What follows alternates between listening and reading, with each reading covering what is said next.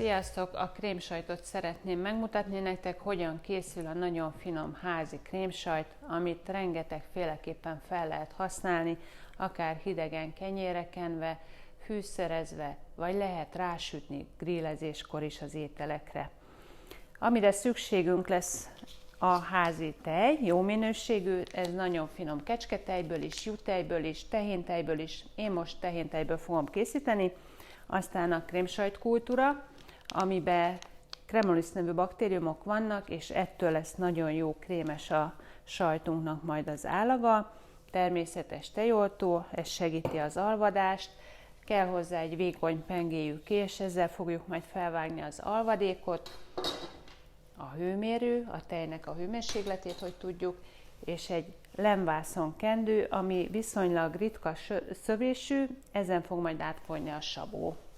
Ezekre lesz szükségünk, és nagyon egyszerű a készítése, viszonylag hosszú folyamat, de nem túl bonyolult.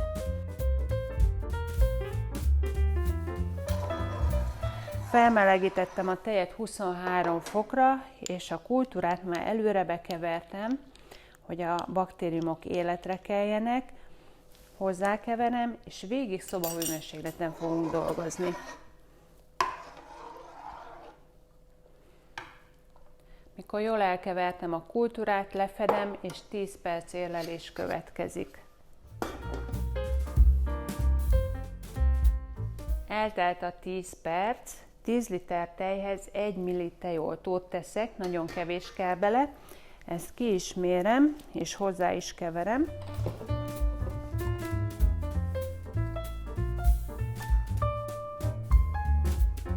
Ja, nagyon jól csinálom, annyira rutinos vagyok. Rögtön kimértem az 1 millit. Belekeverem.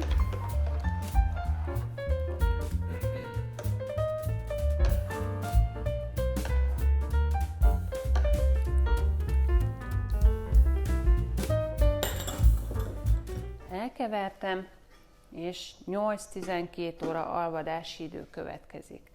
Azért ilyen tág 8-12, mert attól függ, mennyire van meleg. Elvileg végig 22-23 fokon kéne dolgoznunk, de ahogy jön a nyár és egyre melegebb lesz, elég lesz neki csak 8 óra. Most 12 órát fogom hagyni, és utána vágjuk fel.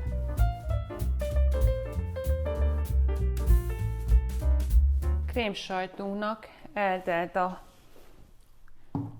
10-12 óra alvadási idő, most fel fogom vágni 4x4 centis hasábokra. Ami azt jelenti, hogy egyik irányba felvágom 4 centinként, merőlegesen rá, megint 4 centinként, és békén is hagyom. Ezt lehet egy ilyen sajtkarddal is, vagy otthon egy hosszú pengéjű késsel is végezni. Az a lényeg, hogy az egész alvadékot át tudjam vágni. Én a közepéről szoktam kezdeni, de ne dőljetek be, nem muszáj onnan kezdeni, bárhonnan lehet, ahonnan jól esik. Ennyi volt, úgyhogy a krémsajttal nem kell túl sokat foglalkozni, mindig csak éppen egy pici törődést igényel, de nagyon finom lesz.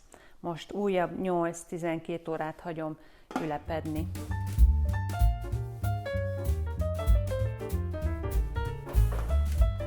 A krémsajttal most, hogy eltelt a 8-10 óra ülepítés, kivált a savó, átszedem egy benedvesített sajtkendőbe. Az fontos, hogy ezek a szép hasábok minél jobban egybe jöjjenek ki, ne törjük össze, ne akarjuk szétrázni. Hogyha nagyon megrázogatjuk, meg nagyon összetörjük, akkor nagyon száraz lesz majd az alvadék. Szerintem gyönyörű, meg annyira fantasztikus, hogy egy picit másképp csináljuk, és teljesen más jön ki belőle.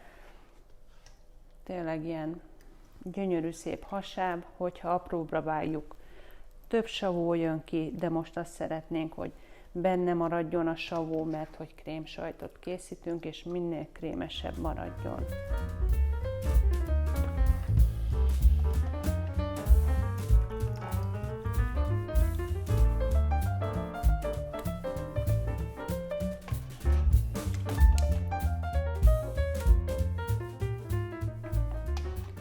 Amikor sikerült kiszedni az összes alvadékot, akkor a kendőnek a 4 sarkát összekötöm.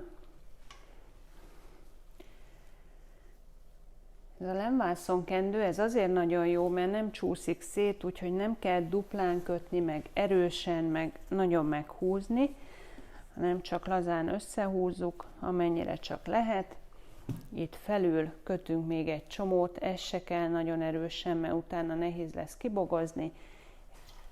Felakasztom egy kampóra, és hagyom 2x8 órát csöpögni. Az első 8 óránál kibontom a kendőt, óvatosan átfordítom, hogy még a benne lévő savó jól kifolyjon, és majd utána fűszerezzük, habosra keverjük.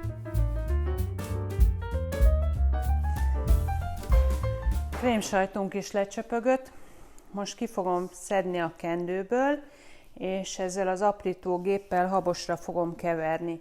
De lehet otthon botmixerrel, kézi mixerrel, húsdarálóval, kinek milyen van otthon, vagy akár lehet egy egyszerűen csak így villával jó habosra keverni. Pici sót fogok beletenni, aztán utána fűszerezem majd piros paprikával, köménymaggal. Én most olyasmire fogom készíteni, mint egy körözött.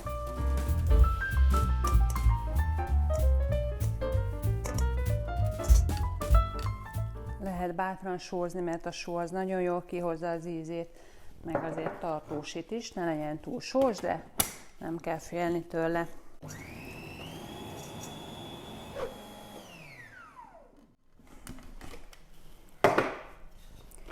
És nézzétek meg, milyen csodálatos, krémes állagú, kenhető, én ezt nagyon szeretem, pirítósra, zöldségre rásütve. Mindenkinek jó étvágyat! Sziasztok!